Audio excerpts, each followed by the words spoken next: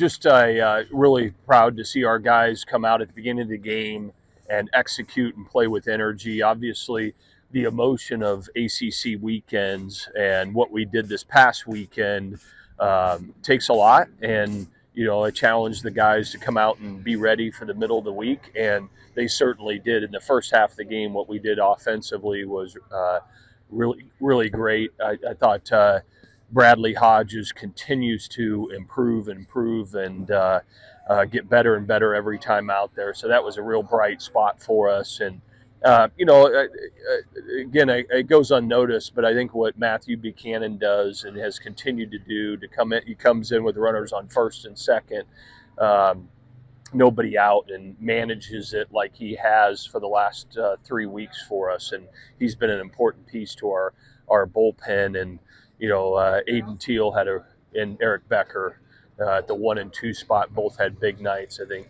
Teal had 4 RBIs and Becker had 4 hits at the top of that lineup. And you got a chance to have a pretty good offensive day when the top of your lineup does that. So now we move on to play another ACC road weekend at NC State, and so looking forward to that opportunity. But the guys came out ready to play tonight with energy, so it was good.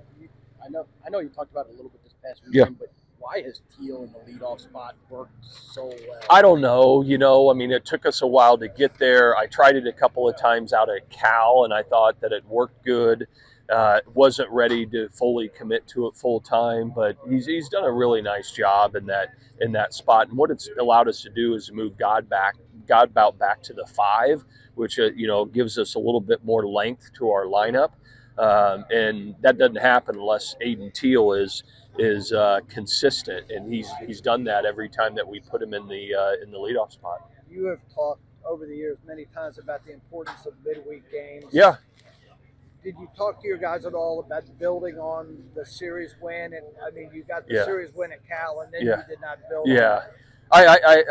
We lost back-to-back midweek games there with Richmond and at Liberty, and I did talk to them about it. Was great what we did at Stanford, but you have to sustain it. Great ball clubs sustain the energy and the enthusiasm, and so we talked about that. Like, how are we going to show up tonight? Are we going to show up ready to play? And certainly they responded, and that's been a trademark of our program for a long time. It got about all right. I know he's fine, actually. Yeah.